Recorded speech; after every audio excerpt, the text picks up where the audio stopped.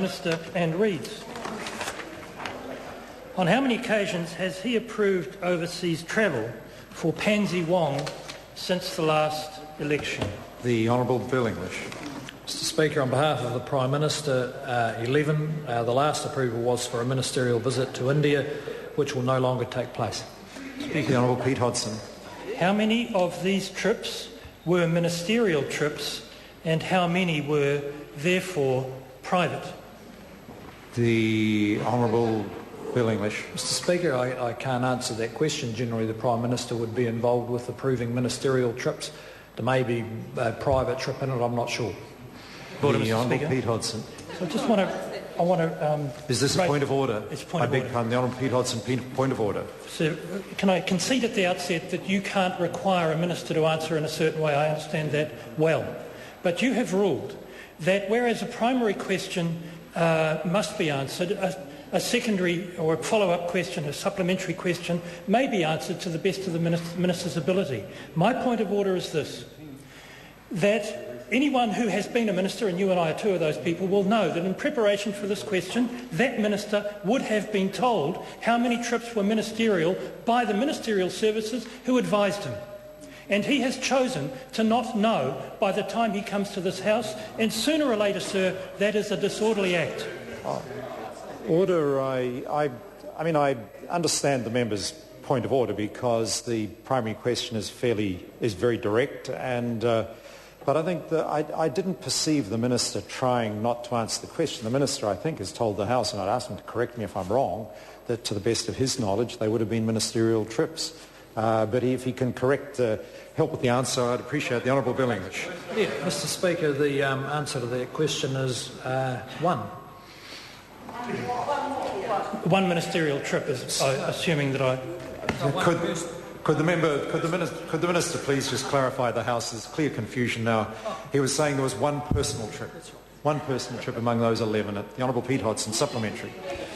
10 ministerial trips from the Minister of Women's Affairs. In exercising his prime ministerial oversight, as he lifted his pen to sign off on each trip, did it ever occur to him to ask his minister why she kept going offshore?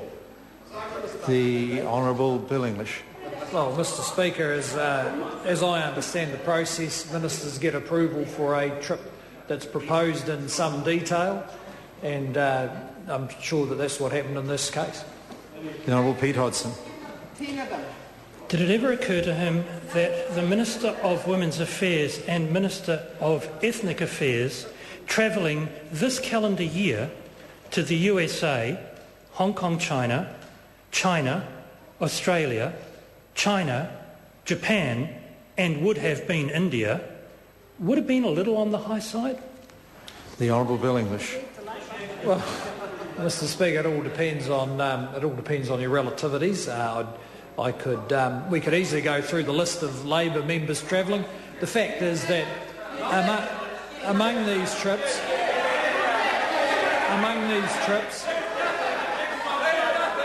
Order. Mr Speaker, among these trips will be, for instance, no doubt, several trips to Australia, which I'd have to say are increasingly regarded as domestic trips, really as much as international trips. But the Prime Minister does scrutinise the proposals and signs them off. The Honourable Pete Hodgson. Supplementary.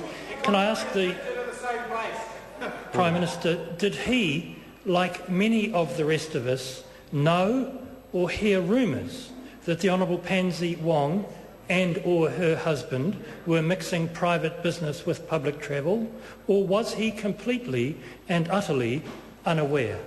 Order. The question is verging on out of order. I thought the Prime Minister is not responsible for the private affairs but the question asked whether the Prime Minister has heard rumours about whether or not a member was mixing, private business with. I'd ask the member to just reword his question a little to make it securely within standing orders. In respect of any of Honourable Pansy Wong's ministerial travel, was he aware of many rumours that she and or her husband were mixing private business as they went along. The Honourable Billingham. Mr Speaker, I would recommend to the member he wait for a report on the facts of the matter before proceeding with making any further allegations. We come now. The House. Mr. Speaker. This point of order. Sorry, I would respectfully suggest the question was not answered. I was asking about the Prime Minister's awareness. He asked me to wait for a report which will not be looking at the Prime Minister's awareness. Order. I think the Prime Minister was indicating the facts around with respect to this particular former Minister's travel as a matter of investigation. I don't think it's unreasonable for the Prime Minister to refer to that fact and suggest that that information will be better available for everyone when that report is available. The point of order, the Honourable Trevor Mallard. Well, really just following on from my colleague's point of order, sir, and that goes to the question of the contents of the report and the ability of the person who has ordered the report and will be presenting the report to look into the issue, which my colleague raised by way of supplementary question. I would have thought the state of the Prime Minister's awareness would have been ultra vires from the report which has been called for. I've got to confess the member's superior legal knowledge has got me a bit confused there. Because order. The point of order, the Honourable Trevor Mallard. You're not allowed, as Speaker, sir, to look into the Prime Minister's mind in these matters. It's not your responsibility. That is true, but I think I'm just being reasonable about this. The member asked a question. This is a serious matter. The matter is under investigation.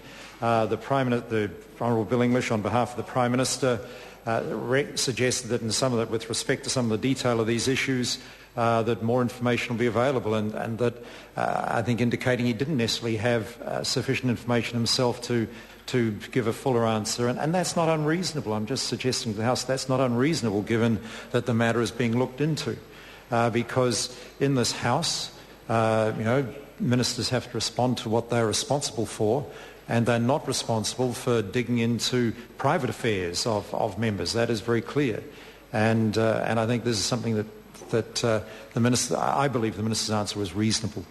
Point of order, the Honourable Trevor Mallard. Mr Speaker, one of the things that the Prime Minister is responsible for is the Cabinet Office manual and the integrity of that system. And sir, if ministers are doing private business when they are on official ministerial trips, he doesn't have to dig. If he is aware of that, he's aware of a breach and he should have acted. But order, we need to be a little bit careful around things here, because in this House, the Prime Minister is not accountable to this House for the Cabinet Manual. He is not accountable to this House for that. There are issues with respect to whether or not he retains confidence in his ministers. Absolutely, that is a matter for this House. But, matters to do with the Cabinet Manual are not irrelevant. They are matters that are relevant, but he's not specifically accountable to this House for that. And that is, it's a matter that's been looked at on several occasions, and the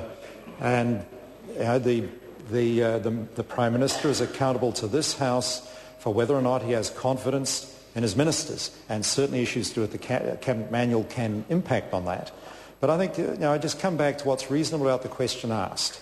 I believe that the Minister gave a reasonable answer to the question under the circumstances. And I can't ask ministers to do more than that as Speaker. There's more question days. There's a report that will become available to some extent, and there'll be further questioning, I'm sure. And